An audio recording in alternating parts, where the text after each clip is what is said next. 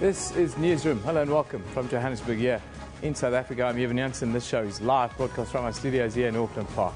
We are also streaming live on YouTube right now, where the whole show is always available on demand on our YouTube channel. Now today we look at the escalating conflict in Nigeria that's threatening to spread all across West Africa, it seems. The Royal Fire strike enters its fifth week today with no immediate end in sight. We get an update from Australia after the Proteas' heavy defeat in Melbourne yesterday. And we close with a look at the 1 million 1 month campaign. But first, let's get the day's news from Katrine Miller.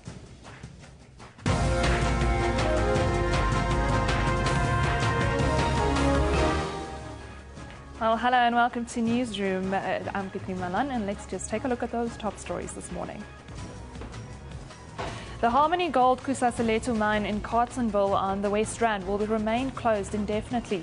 This follows yesterday's fire wherein 486 mine workers were trapped underground for about 12 hours before being rescued.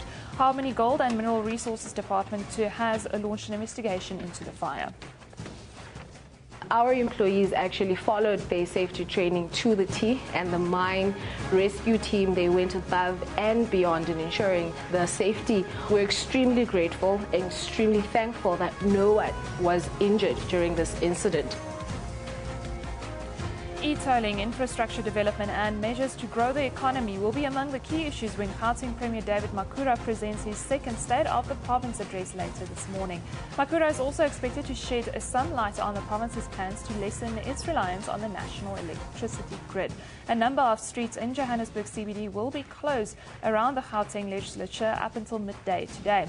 They include parts of President Street, City Hall Street and Albertina Sisulu Street.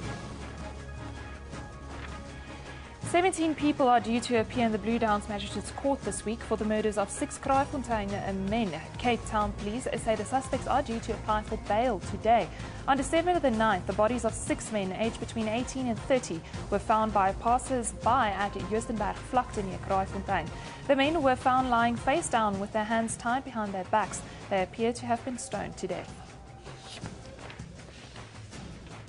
Moving to Africa, France will support a bid by the African Union to win the backing of the UN Security Council for its 5-nation force fighting Boko Haram.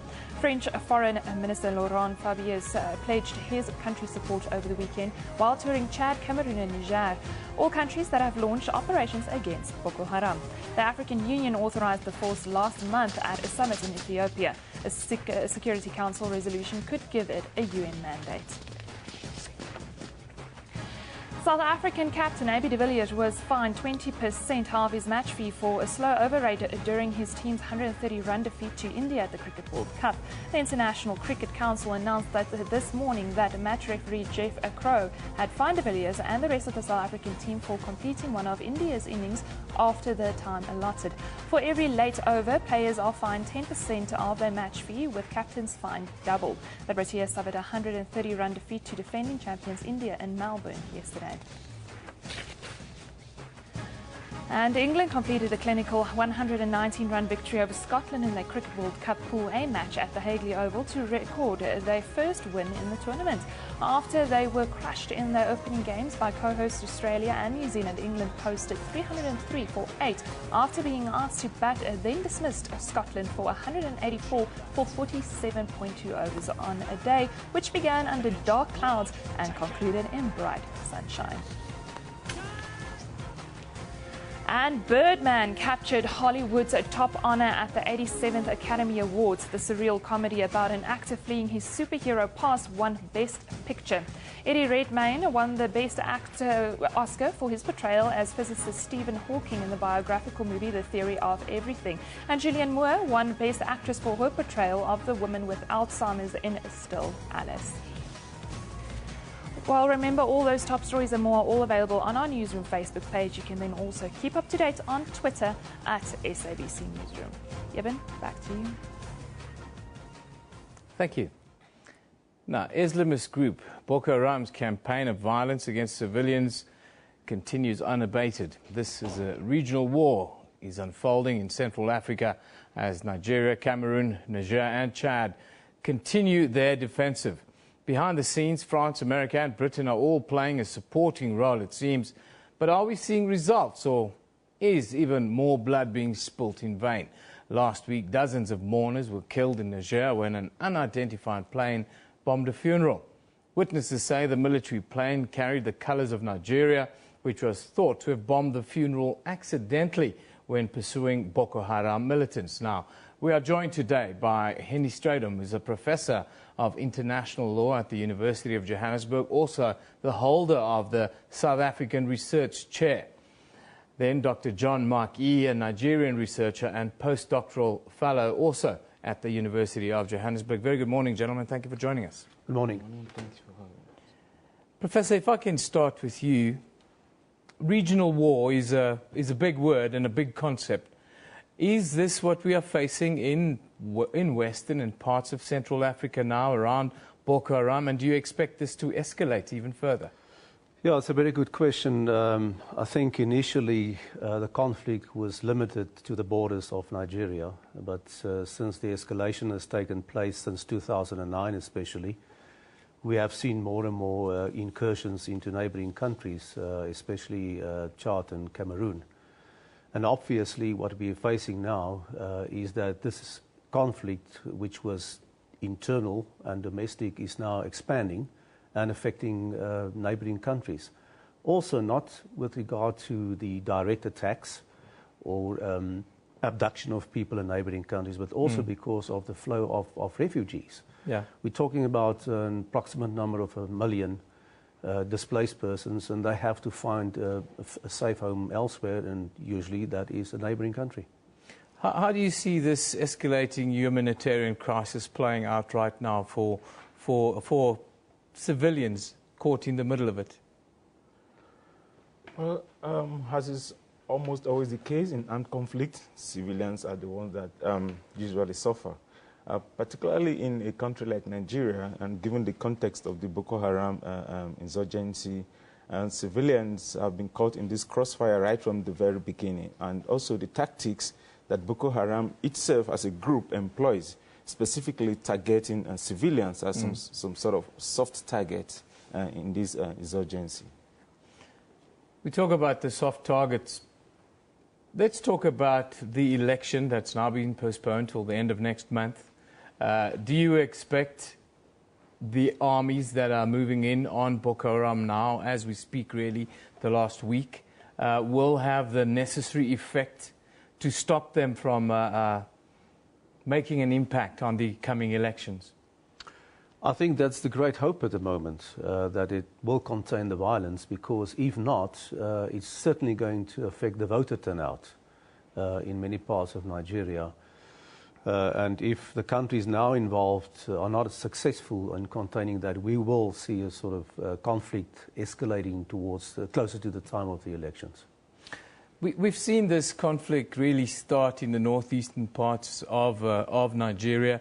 It seemed to have gone cross-border. Just tell us what those areas are like. Is it a fact that tribes living across different borders in different countries, speaking the same language and so forth? Yes, you're very correct, because the northeast part of Nigeria shares borders with Cameroon and Chad. And you have the Hausa Fulani ethnic group and the Kanuri ethnic group existing in Chad and in the northeast of Nigeria. And so this makes it easy for Boko Haram to recruit both from Nigeria within and from outside Nigeria, Chad, as it were. So that sort of has facilitated the trans-boundary operation activities of Boko Haram. Political will within Nigeria has often been accused as not being there to want to deal with this problem, especially in the case of Goodluck Jonathan, who has very little support, mind you, in the northeast of the country. How do you view that? And also then, do you see the Nigerian army as a problem itself with the levels of corruption and so forth within the armed forces? If I can get both of your views on that, maybe. Yeah, I think, is one of the crucial questions that we have to face here, and my colleague here will probably, being a Nigerian, a better place. But from my perspective, from what I could gather, is that there are weaknesses within the enforcement forces and security forces. And maybe it is a combination of that and the lack of political will. Because I think one of the crucial issues at this point in time is, does Boko Haram control a certain part of Nigeria? If so, and if that control facilitates the launching of attacks, it means that we are now in the middle of an internal armed conflict. Yeah. Which means that the Geneva Conventions and protocols will apply to that conflict. And that brings into play a further question, namely, to what extent can this control be broken up by the army and the security forces in Nigeria? If not, then we are sitting with a very sort of difficult situation for Nigeria itself, if parts of its territory have become controlled by a terrorist organization. What about the infiltration of the Nigerian army by the forces within Boko Haram? We understand often the army members of the army are not paid that well and are often quite open to advances. I think the ineffectiveness of the Nigerian armed forces in responding to Boko Haram insurgency is a combination of factors. Professor Stridham is very correct to say that this whole insurgency has a political dimension on the one part, but emphasis seems to have been on corruption within the Nigerian armed forces. But also you have this issue of infiltration of the Nigerian armed forces. Boko Haram elements have been able to infiltrate the army. So you have a situation where even international partners are reluctant to share intelligence with the Nigerian armed forces, and all of this has combined to compromise the ability of the Nigerian armed forces to respond to Boko Haram. You have cases of armed forces members being dismissed on allegations of sabotaging and the effort against Boko Haram. Do you think this will be one of the big problems facing any international force or any multinational force that steps into the breach, as we've seen the last couple of weeks now? Certainly, this is a problem that they will have to face. And we hope that the current regional force that has been put together after the intervention of the African Union will have more effect than that was hitherto the case. We have also seen two other things happening, which I think is rather problematic. The African Union stepped into this very late. I mean, only recently, with the recent summit, they have suddenly woken up. The escalation of the violence has been going on since 2009. The international community does not want to get involved because they think it's a problem that the African Union and the region, that part of Africa, should take care of. So so everybody's jockeying for position at the moment while the conflict is going on and giving more leeway to an organization like Boko Haram. What do you say to that? Is there a chance of this conflict being exported to any country on the continent that assists in the fight against Boko Haram, South Africa being a case in point? Well, the very nature of terrorist group and their activities makes that a real possibility. Because in the past we've had the reports that Boko Haram received training from Al-Shabaab and from Al-Qaeda in the Islamic Maghreb, and so there is that possibility. It's unfortunate that the international community is responding to this very, very late, and given the limited capacity of the sub-region, the chances are there that this could get exported to other parts of the continent.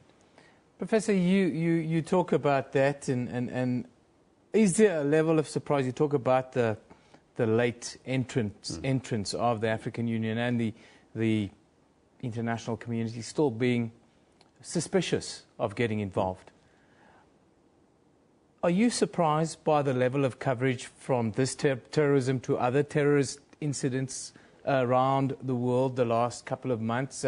ISIS beheadings and these kinds of things have had masses and masses of column space, but thousands of innocent lives being lost in Nigeria has not really had that kind of international impact. How do you view that? It's a worrisome development. The focus has always been elsewhere, with ISIS and with the Charlie Hebdo problem in France and so on, and what's going on in the Middle East especially, while this has been forgotten, so to speak. And so we certainly need not only more regional but also more international focus on what's going on there, because it is affecting a large number of people and potentially a large number of countries in Africa. And I'm actually disappointed by the fact that it took so long for this focus to shift a little bit. And I hope that the momentum will increase. The attitude towards African conflict and African problems is almost a passive one. There's a passive attitude to that. Is that accurate, and what would you like to see internationally for that to change? That's an accurate assessment, and I strongly believe that for there to be a paradigm shift in the way African conflict is perceived, Africa itself has to rise up and take the leadership role. We cannot underestimate the power of the media to bring light to these issues. But then Africa itself, through the African Union, must rise up and take the initiative and take the lead and be responsive proactively. Well, thank you for joining you. I think the next month will be very important within the context of what happens in the entire region of West Africa. Thank you very much for joining us this morning, giving us your informed views on Nigeria and the escalating conflict in the rest of West Africa and Central Africa. Now, that's Professor Henny Stradom and Dr. John Mark E., who's a Nigerian researcher and postdoctoral fellow at the University of Johannesburg. But let's have a look at what you've been tweeting about with regards to the conflict at SABC Newsroom. Of course, is where we live. Victoria Okane says, one soldier's mum, indeed, once again, USA under threat of terrorism, Boko Haram. Nothing from WH, White House, worse than the Cold War, says Kathy Murphy. Rob says, President to Ghana, I'd recommend a shift in focus this morning to Ghana's coastal area on the border with Togo in the hunt for Boko Haram. That's the wonderful thing of social media. We can escalate the fight. Madukovic, at Madukovic, says, no problem with Obama admitting that he underestimated ISIS, but he admits the same about Boko Haram, and he's vilified. Hashtag Nigeria. Killian says, US military equipment arrives in Cameroon for the effort against Boko Haram. Why we shouldn't expect different results? That is a question we've asked.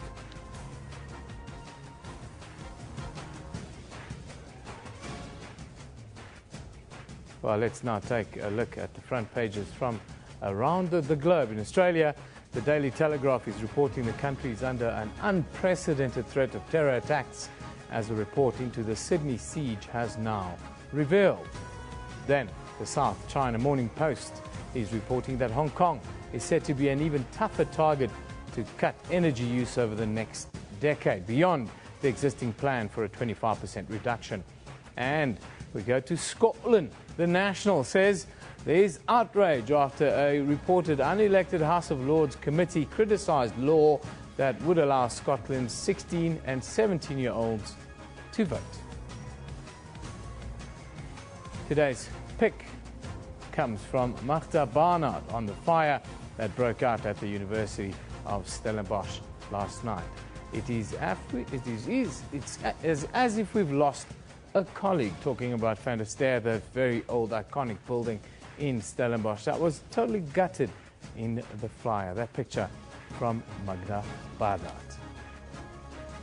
Let's have a look now at what is happening across the country today. In Johannesburg, of course, Gauteng Premier David Makura will deliver the State of the Province address at the Provincial Legislature. That starts at 10 a.m. this morning. We stay in the City of Gold. Arts and Culture Minister Natin Tetwa is expected to brief the media on the exhumation, repatriation and reburial of struggle stalwarts Moses Kotane and John Beaver Marks at 2:30 p.m. In Cape Town, sentencing arguments in the murder trial of Andrew Chimboza, who killed his ex-client lover and ate his heart, will take place in the High Court there.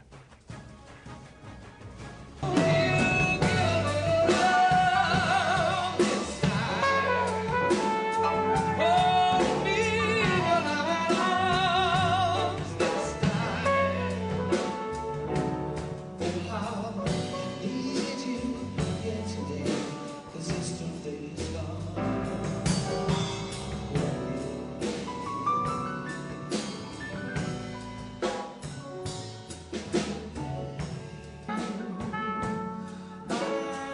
Yeah, Cape Town mourns the loss of one of his favourite sons, Zayn Adam, well, passed away this morning. Will always be remembered as the heart and soul of Cape Town sound.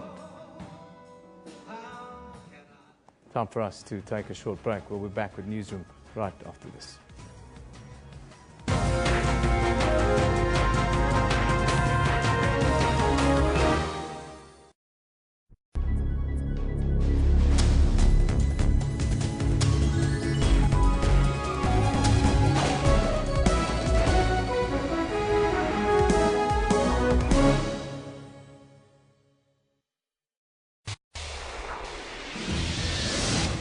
Who are we, you ask?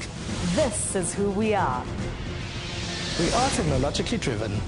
We are unashamedly Afrocentric. We advise you not only on legal matters, but on health issues as well. We bring imagination to life. We celebrate arts and culture and lifestyle. We tackle life challenges head on. We dig deep. We probe. We question. We invite you to take a view from our house, as we tell it without fear, separating fiction from factual. We are the SABC News Channel. All news, all global, all the time.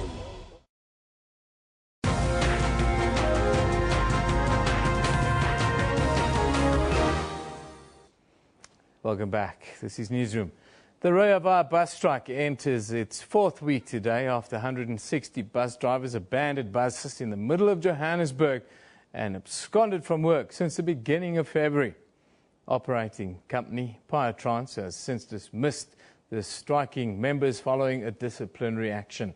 The company is in the process of recruiting new drivers, it says. 65 bus drivers are still employed by the company, but since the 2nd of February, buses have not been running, leaving commuters with no alternative but to find other means of getting to work. Now, we are joined in studio by the spokesperson for Pioneer Transport, Mr. Dumisani Mtambo. A very good morning to you, sir. Thank you for joining us. Good morning. It's turning into a long, drawn-out process now. Can you just give us a little update? What's the latest, and when do we see Royal buses back on the streets?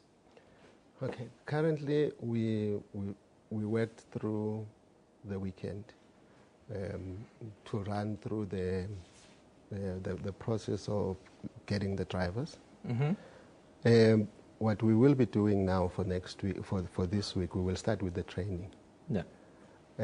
We envisage that maybe by the end of this week, by the end of this month, we might resume the service. We are in the process with the city to try and come up with a plan.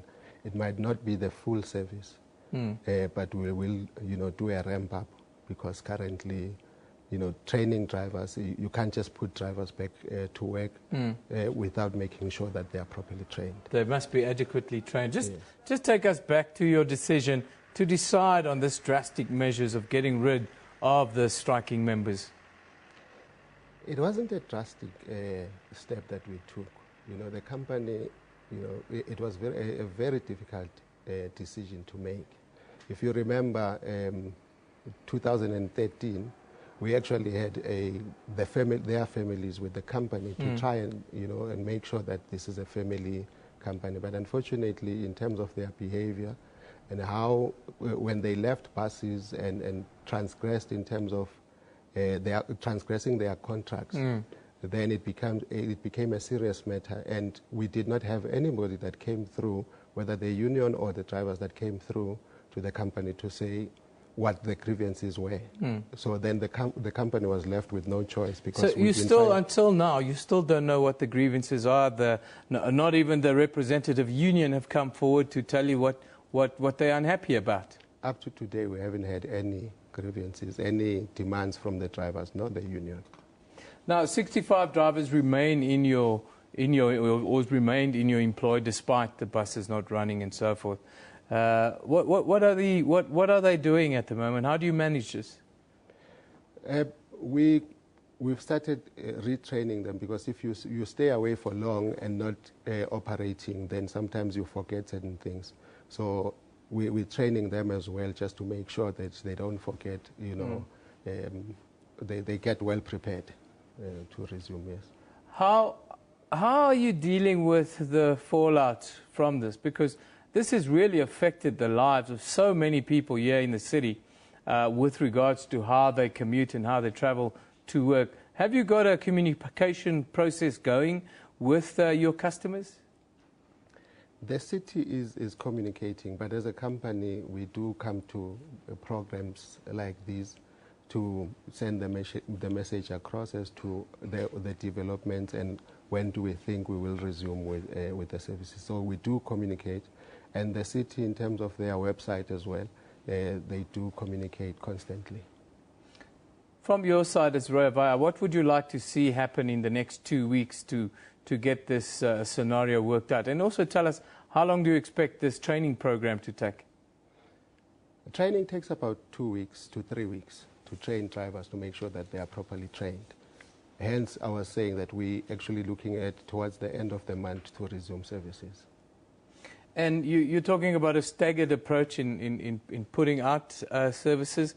How do you see this process working then? We're working on the plan currently, so I wouldn't be able to know as to which route will be serviced. But we are going to make sure that we target the more high volume routes to make so that then we can cater for more commuters. Yeah, it's been a devastating blow for commuters here in Johannesburg. I thank you for joining us to putting us in the picture. That's a spokesperson for Pioneer Transport, Dumisani Mtambo. We were talking about the Roya Vaya bus strike that's now entering its 4th week from today here in Johannesburg. It's had a massive effect on commuting in and around the city. But let's have a look at your tweets. What are you talking about? What are you saying about this issue? B says, Roya Vaya is not coming back. Roya Vaya, the legacy. He says, yes, everyone can have a little joke. Sibahle talks about Paratrans. We don't want to compromise on services as drivers are meant to be tested and passed, which is why the process takes a while. Hashtag Roya Vaya. Emmanuel says, bus fare R4.90 and taxi fare R11.50, all local. Roya Vaya sort out its issues.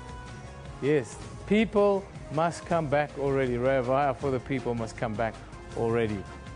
And Spusiso Luchele says, dear City of Joburg, why can't we withdraw money on Roya Vaya cards? And what low-value products that we can purchase with those cards? See, Sibusisa. That's some of the views expressed by Sibusisa there. Then Duduzile says, Roya Vaya doesn't run at night, so why don't the robots just stay off?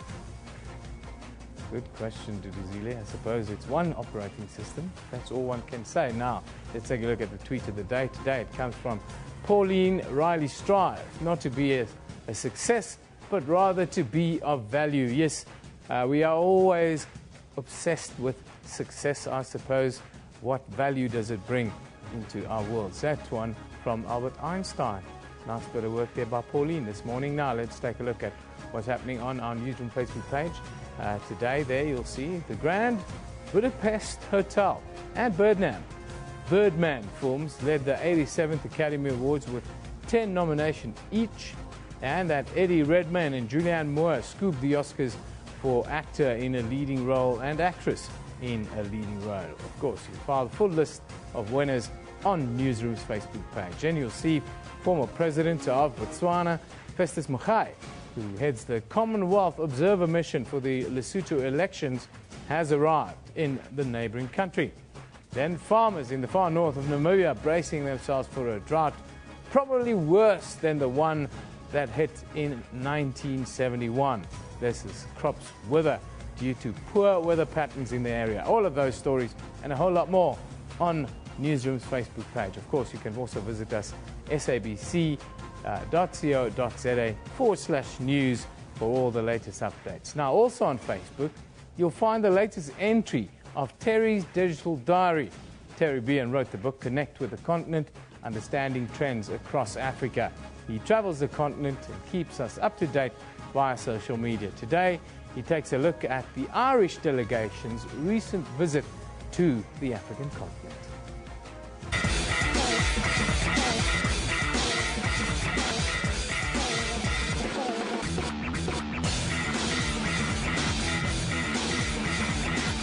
Guys, I am with Minister Tom Hayes, essentially Minister for Agriculture for Ireland. He has been part of the recent delegation that has been touring the continent, accompanying President Michael D. Higgins. He's been connecting with Irish and African businessmen and women from across the continent. So what's the overall purpose of this trip? I suppose to build relationships between the two countries. We're a new country, a modern country. We're progressing in a very tough world, and we're doing quite a good job. The fact now that the Dairy Board are already here and looking at the markets and beginning to grow the markets, they see the potential. So I think the world is our oyster. Ireland, as we said, is a small country that has a really big impact on the world, and there's lots of well-known Irish products like Kerrygold Irish butter and Dubliner cheese that you'll find at any supermarket across the world. So where did the success come from? Our environment at home, is so clear, and that's why we have a very good product. It sells onto the world market, and it's a success story every place we go. But it's really about doing a good job, doing it properly, and producing it from a clean environment. Ireland, being a member of the EU, could create a platform for a lot of African companies to partner with Irish companies to access that market. There's no reason why South Africa couldn't do this. One of the selling points for us, and indeed one of the, I suppose, from a government perspective, a reason that a company would come to Ireland, that we are such a gateway and a hub, I suppose, to Europe. That's fantastic. Okay. So guys, there you have it. I think there is a massive opportunity for companies across the continent to connect with Irish companies, with the Irish government, to forge those links and create access to a very lucrative European market. So, Minister, thank you very, very much. Thank you very much. Thanks for joining us. And we hope we'll meet up again and we'll work together. We look forward to good relationships with both our countries. Absolutely. Thank you very much. Thanks, guys.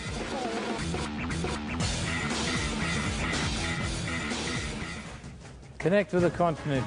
Serialized Terry Bean will give us an update almost weekly via social media, wherever he is on the continent, to give us an insight into innovation, technology, and all the latest trends on the continent. But let's take a quick break. Newsroom will be back right after this.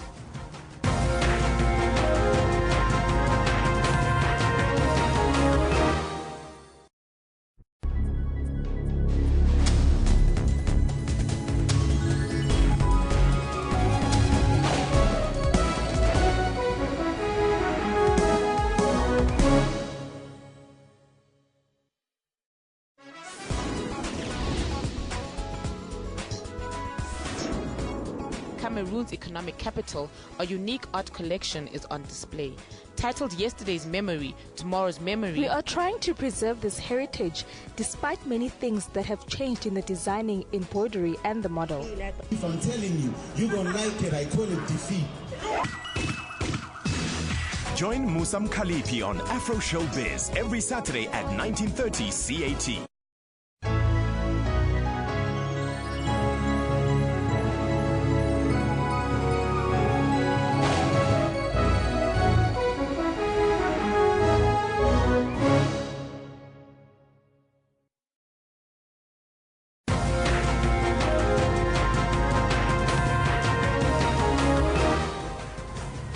Well, hello and welcome back. You're with Newsroom on SABC News. Let's just recap those top stories this morning.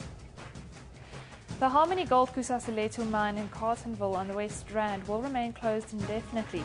This follows yesterday's fire wherein 486 mine workers were trapped underground for about 12 hours before being rescued. Harmony Gold and Mineral Resources Department has launched an investigation into the fire. E-tolling, infrastructure development and measures to grow the economy will be among the key issues when Gauteng Premier David Makhura presents his second State of the Province address later this morning. Makhura is also expected to shed some light on the province's plans to lessen its reliance on the national electricity grid. A number of streets in the Johannesburg CBD will be closed until midday. They include parts of President Street, City Hall Street and Albertina Sisulu Street.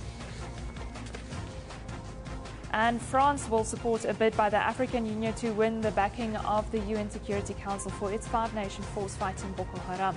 French Foreign Minister Laurent Fabius pledged his country's support over the weekend while touring Chad, Cameroon and Niger, all countries that have launched operations against Boko Haram. The African Union authorized the force last month at a summit in Ethiopia. A Security Council resolution could give it a UN mandate. Remember, all those top stories and more are all available on our Newsroom Facebook page. You can then also keep up to date on Twitter at SABC Newsroom. Evan, back to you. Thanks, Katrina. South African captain AB de Villiers has placed the blame for his team's demoralising 130-run defeat against India at the World Cup squarely on the shoulders of the Proteas batsmen.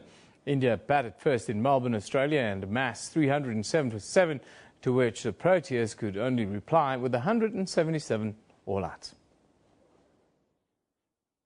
Now we're going to recover and regroup as a unit, and we'll put all our focus on Friday against the West Indies. It's a big game for us, and it's a must-win in Sydney. Yeah, must-win coming Friday. Now, for the latest on the Proteas and the mood in the camp, we're joined on the line by our sports specialist, Craig Murray.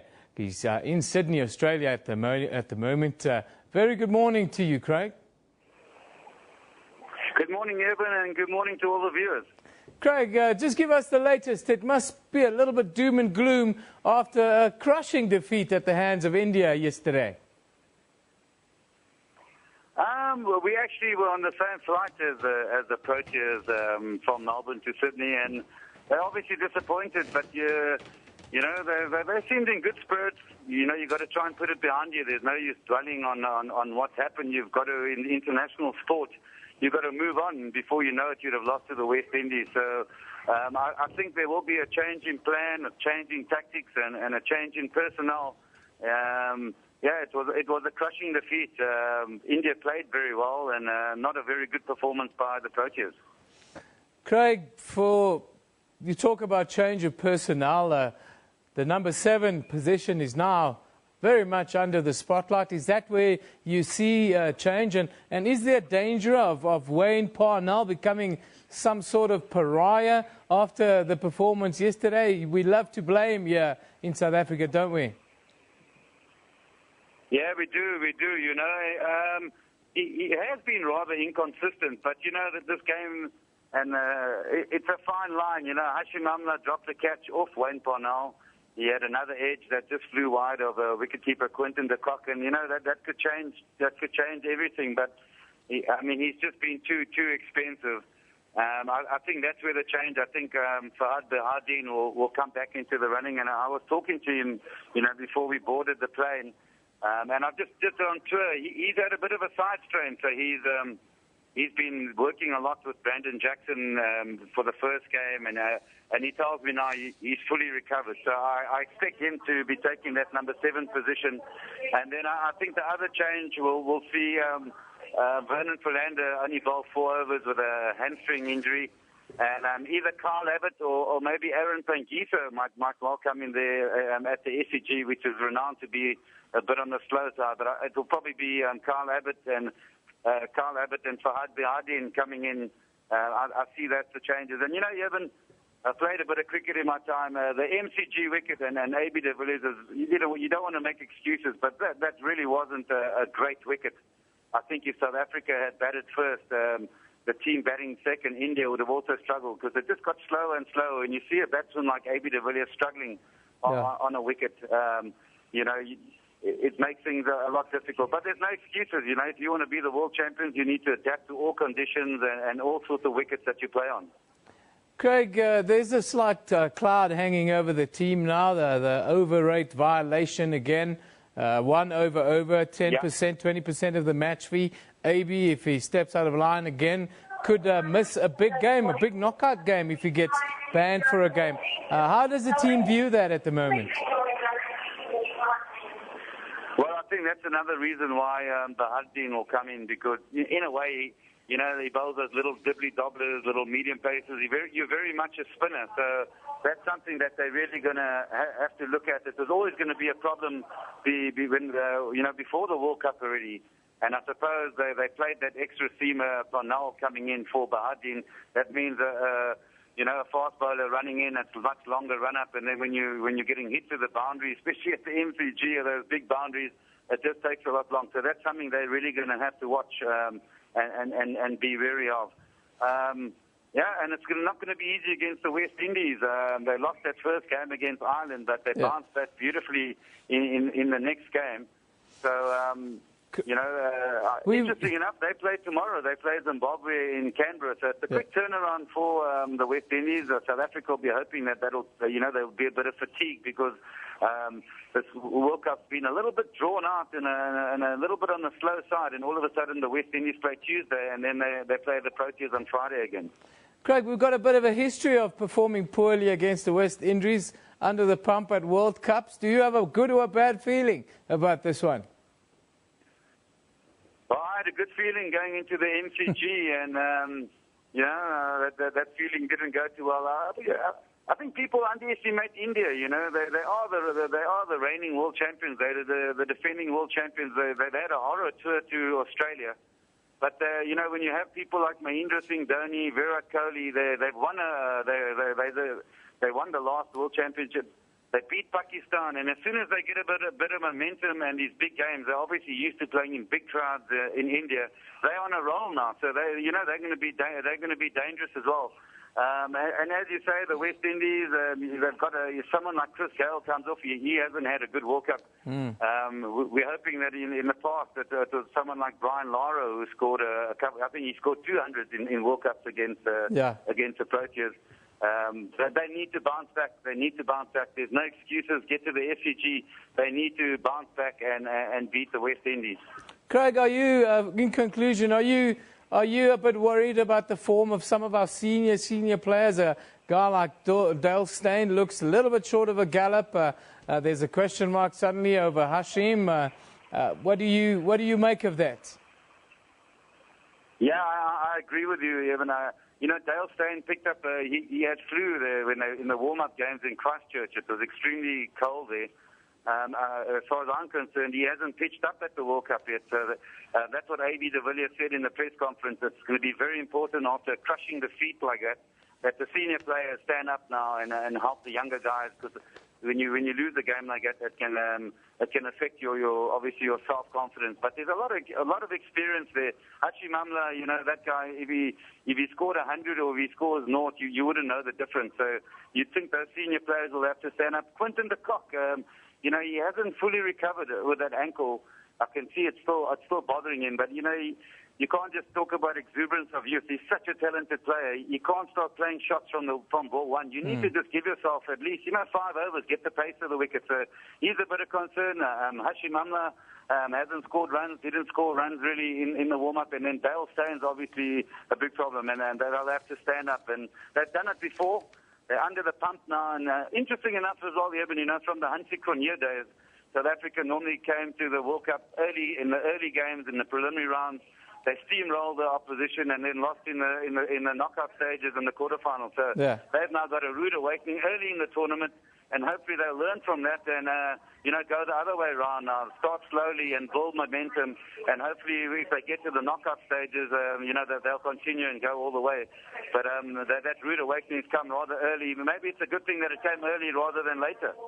Craig, thank you very much for that update. Joining us live from Sydney, of course, where the Proteas are playing the West Indies on Friday. Craig will be there the whole week giving us updates. But understand that the State of the Province address, of course, is getting underway here in Gauteng. We'll be live there at about 10 a.m. in about 15 minutes' time, if I'm not mistaken, to bring you the Premier's State of the Province address here in Gauteng. We've had all of those happening over the last couple of days, since Friday really, with Eastern Cape, Western Cape, today's Gauteng, and so forth. We'll keep you updated how that goes. Now, finally, 1 Million 1 Month campaign is an initiative by the Wits Student Representative Council to raise R1 million for students who qualify for a National Students Financial Aid Scheme, that's NSFAS, that's funding, but we're rejected due to inadequate funds in the account. Now, the university and the SRC announced last week that they've collectively raised over R1 million. That will secure a future for more than 100 students. Now, to tell us more about this project, which is the first of its kind, is the SRC President, Nebo Dlamini. A very good morning to you, my friend. Thank you for joining us. Thank you very much, my friend. Tell us about this campaign, how it came about, and what kind of results you guys are hoping for. Well, the campaign came after we realized that we are going to lose about 2,788 bright minds who have been on NSFAS for the past 2 years, 3 years, but now, due to inadequacy of funds, were forced to go home. We protested, nothing was coming up. We met with the ministry, nothing was coming up. We met with NSFAS numerous times, but nothing was coming up.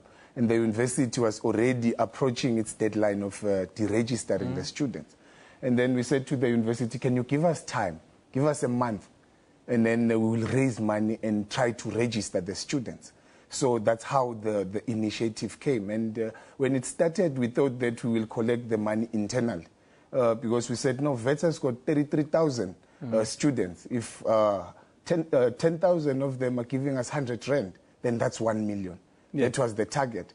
But because we were running against time and there was a high sign that parents as well as corporate want to take part in the campaign, so then it went external. Were you surprised with the way South Africans responded to this campaign? Well, I was surprised because, you know, there are strikes everywhere. The NSFAS issue, it's a crisis. Yes. It's a crisis everywhere, and the manner in which the public responded, it was a surprise. In as much as South Africans, we are of Ubuntu, and I thought that South Africans are tired of giving now because they are called to give perpetual. Yes. Everywhere there is fire, we are called to give. There is what is happening in Cape Town. So I thought South Africans are tired. You mentioned earlier that a lot of campuses have seen conflict over the last month. What do you make of students at other campuses where you see buildings being torched, vehicles being set alight and so forth? There's unhappiness, but there's also a criminal element that's targeting campuses. How do you guys view that? Well, to be honest with you, the students are forced to react in anger. There is no will from the Ministry of Education. He's not taking us serious as students. He has never said a word about the crisis happening all over. TUT is closed. DUT is closed. Medunsa is closed. VETS is in a crisis. He's quiet. So it's a shame. So the students now are left with no other alternative but to be violent. Because remember, these people have got nothing to lose now. They are already academically and financially excluded. So they have resorted to saying, we rather close the university, everyone must be affected. Yeah. But because the minister doesn't want to be hands-on, that's why we are finding ourselves with such a situation. But for VETS, it was different because we understand politics and we also are academics. So we said, no, look, let us fundraise while we engage the minister. Yeah. But now you've also accused the university itself of mismanagement of fund allocations. Yes. Do you still hold that same view? I do. In fact, I am saying at VETS we are being led by intellectual thugs. And I will explain why. The very same university has 1 million that we got last year. 10 million of it was taken to a museum where the Vice-Chancellor bought copper dinosaurs for a museum. For me, that museum must be funded by government because it is keeping history for the country, not for VETS. Now, we took 10 million we put to the museum. 90 million of that money is still unallocated. But the university is excluding financially its own future. Finally, how can people get involved and give money to this campaign? It's a wonderful idea to help yourself. The campaign is still going on. We have, the website is up. They can go through the VETS Foundation website or follow the VETS SRC on Twitter and on Facebook. And today we are formally launching it because we thought that we weren't going to raise the money before the month. Yeah. So we have Chief Justice Moseneke, we have George Bezos coming to VETS, we have Tandiswa and Lebo Mashile. And then we have the very same Vice-Chancellor. We will give him an opportunity, even though you're saying he must sell the copper dinosaurs. Anyhow, we've run out of time. I thank you for joining us. That's the Student Representative Council President, Ngabo Dlamini, here at the University of Wits. That is now. After talking about the heat wave, let's take a look at No, this is old stuff, man. Can we have a look at the Proteas? Proteas, yes. Mike says, hey everyone, it was just one loss. Get behind the Proteas and learn the Heimlich maneuver. Very funny, Mike. Very funny indeed. Aji, Yola Best says, it's a good morning, but I'm still recovering from yesterday's disappointment by the Proteas. I know Friday they will make us proud. Sentiments of a whole nation. Alden Kumbani says, our fearless boys got punished yesterday. I don't see us choking this year. Yes, we were well beaten and soundly beaten by a team that was better than us on the day. Clyde says, after the Proteas' embarrassing defeat, our Jimbos gave us something to cheer about. Qualified for the FIFA Under-17 World Cup. Yes, very much so. Our Jimbos did very well. They're in the Final Four there, and that gives them direct access to the World Cup later this year. That's where we wrap it. Newsroom, broadcast live from our studios here in Auckland Park, Johannesburg, every weekday morning between 9 and 10 a.m. The show repeats at 2 in the afternoon with a rebroadcast then at 5 a.m. the following morning. We also stream live on YouTube at that time with the whole show available on demand on our YouTube channel. This is SABC News. You've been watching Newsroom. We love it in the morning.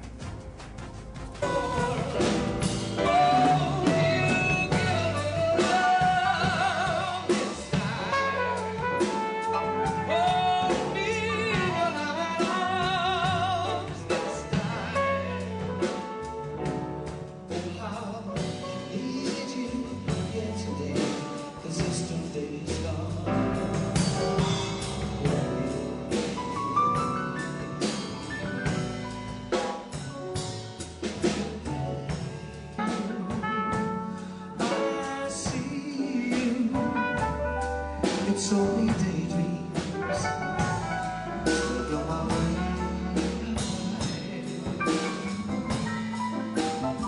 No.